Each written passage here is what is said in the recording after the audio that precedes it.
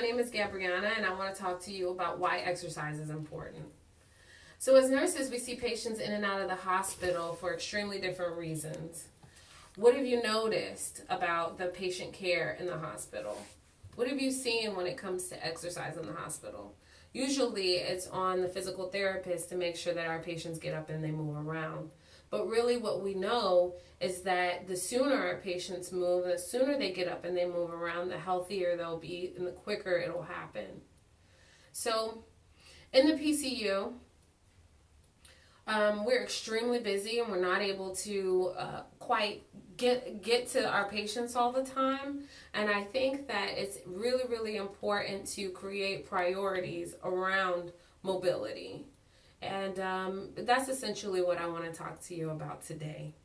So exercise, as defined by the Oxford Dictionary, states that activity requiring physical effort carried out especially to sustain or improve health and fitness that's paramount. It means everything to actually move the body.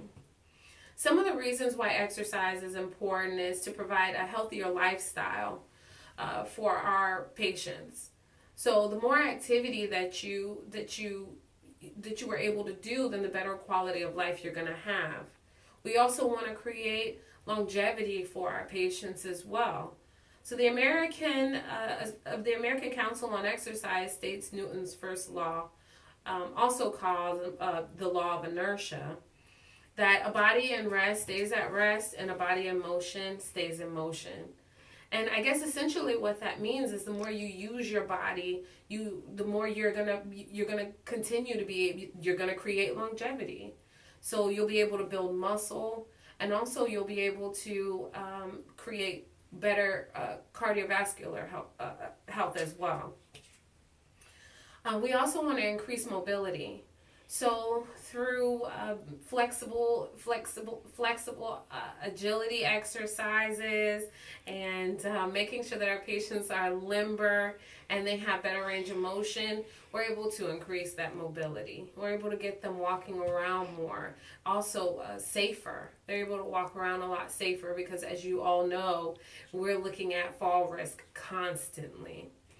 So doing those range of motion exercises and sometimes just sitting with them and just showing them those exercises, I feel would do a world of difference for our patients.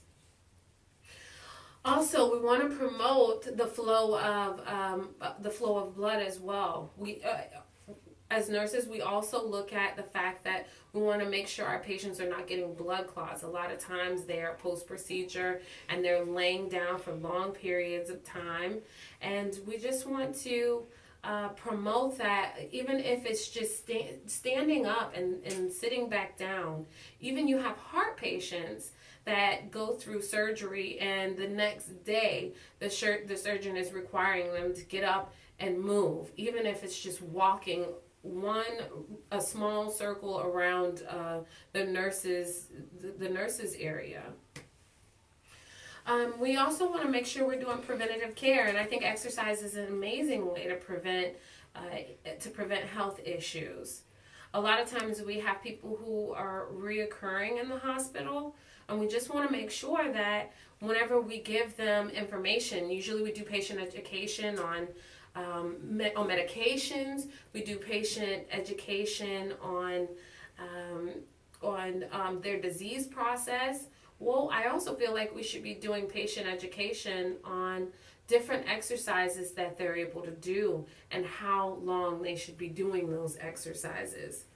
So a lot of things contribute to a person choosing not to exercise. And it could be anything from medical issues. It could also be through finance and time. I know for me it's time. So for our patients, a way that we can create overall health and wellness, we need to tell them that it depends almost exclusively. If it's not diet, then it's definitely going to be exercise. There's no need for money or a facility or anything like that in order to get out and get the juices going. So one thing that they can do is go for, take a jog, go for a walk. They can bike. They can do swimming as a form of resistance. And all of these things will create positive a positive impact in their lives. So as nurses, we know that exercise prevents blood clots, obesity, osteoporosis, type 2 diabetes. Also, it assists with the post-surgical procedures, and it's a healthy way for the lungs to get to stay moving as well. But how do we translate exercise to the patient in a way that is exciting for them? It's very, very simple, as we've been talking about education. So if you provide your patient with an exercise plan and explain the benefits of living an active lifestyle, we can equip them with the proper tools that they need. The National Institute of Child Health and Human Development tells us that weight-bearing physical activity causes new bone tissue to form. And it makes bones stronger as well. So guys, all we need is about 45 minutes each day of cardio in order to really succeed. But if you don't have 45 minutes, the American Heart Association recommends 30 minutes a day, 5 times a week.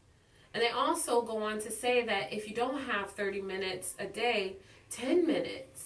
Take 10-minute blocks of time and just get out there and walk, move. Walk to the kitchen, walk back to the bed. If you're in a hospital setting, just take some time and walk them in the hallways, get them walkers. Let's work with PT to get our people moving a lot more. All right, guys. Well, thanks for listening.